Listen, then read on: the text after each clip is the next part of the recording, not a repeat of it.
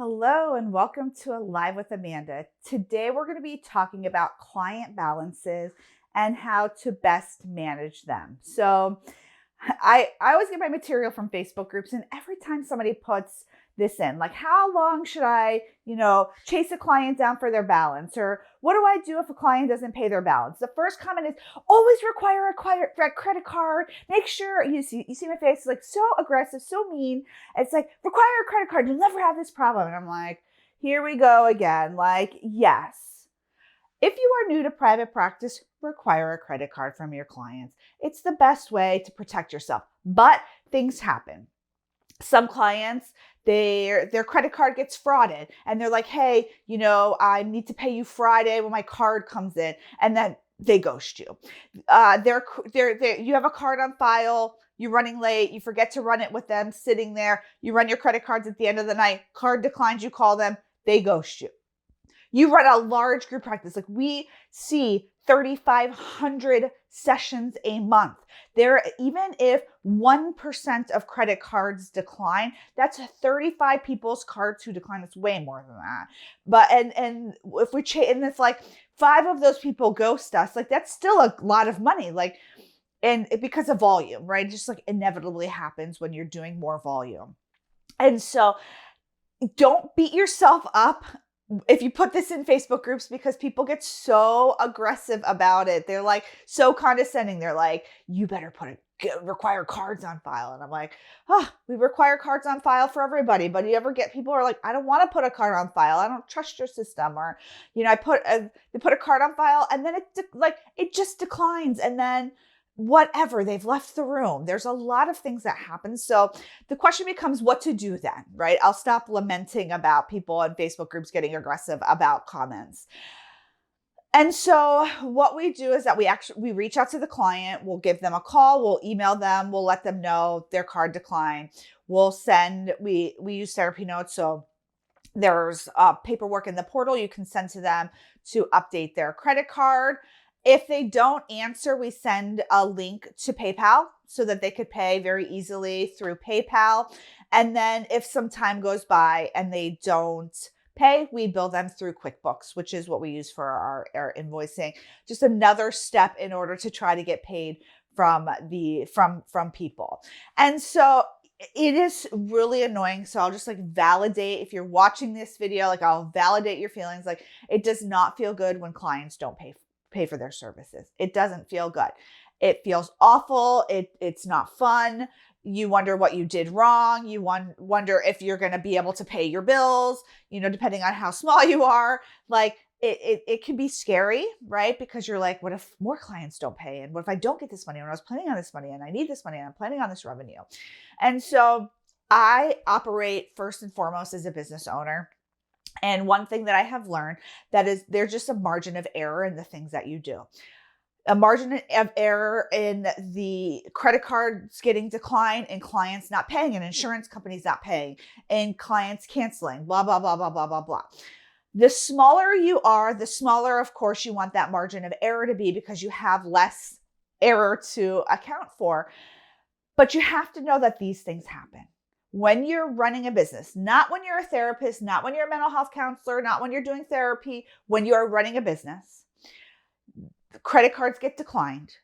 People charge back their, sessions.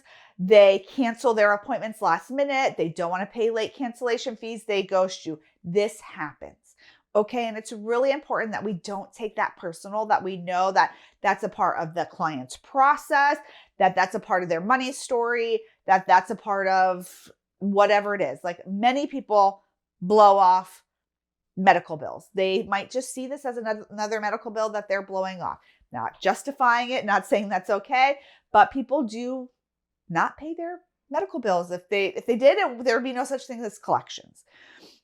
We do not do collections in our practice. There's a lot of different information out there about collections. 1, we just don't want the complaints around collections. And 2, we just do our best to collect on the front end, and then we write off on the back end whatever is not collected. Now, if somebody owed a very, very large amount, I might let's say they owed, I don't know, $3,000, $5,000, maybe because something got kicked back from an insurance company and it went on the client, we might look at that differently. Knock on wood. Come over here, knock on my wood. That hasn't happened. We haven't had to, go after a client for $5,000, something like hospitals do for surgeries and things like that.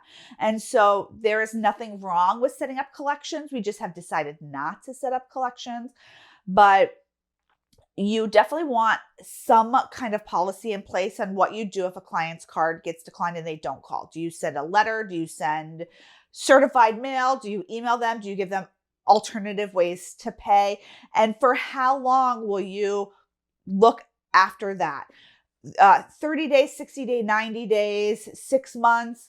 There has to be a time limit on when you just say, okay, this is $150. I'm not going to chase after this. The time and energy is not worth it. This client is not responding. If they're not responding, they're not responding. There's nothing that you can do. You're not going to show up at their door and be like, pay this $150.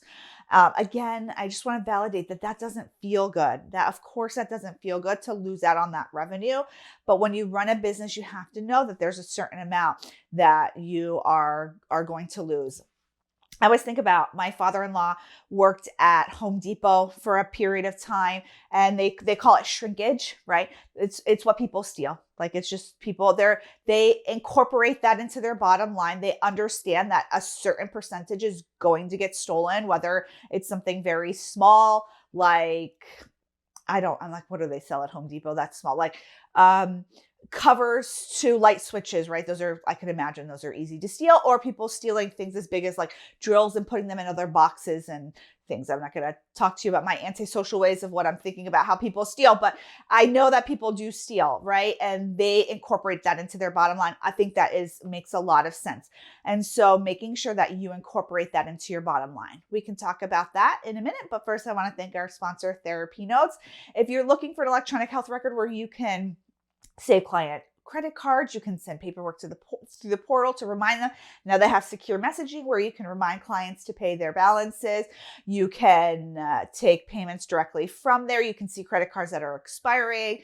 They really are a full service electronic health record. And the thing that is so wonderful about them is that they have customer service. So if ever you're wondering how can I get this done? I'm confused about this process, or help me be more efficient around how I use TherapyNotes. They will answer your call. They will help you, and their customer service is superb. My takeaway for you today is that I really want you to think about, I'm running a business, and then I have to know that even if it's a very, very, very, very small percentage, that sometimes I will have to write off client balances. And that is a part of running the business. And the more that you're prepared for that, and the more that you know things like the credit card processing is part of running a business. Clients canceling is part of running a business. Clients not paying you is a part of running a business. Again, we want to minimize that as much as possible. We constantly are coming up with strategies to minimize all of that, but we do know that's a part of running a business. And so if you can remove yourself from the clinician part a little bit and be a business owner and plan for these things, then I think that it can really help you weather when these things happen, as opposed to getting distressed and just missing out on the money, which of course is not fun. Nobody wants that. But when you run a business, there's highs and lows. So you take the good with the bad and you try to maximize the good and minimize the bad, but can't always do that. So I hope this was helpful. I'll see you soon, everybody. Bye.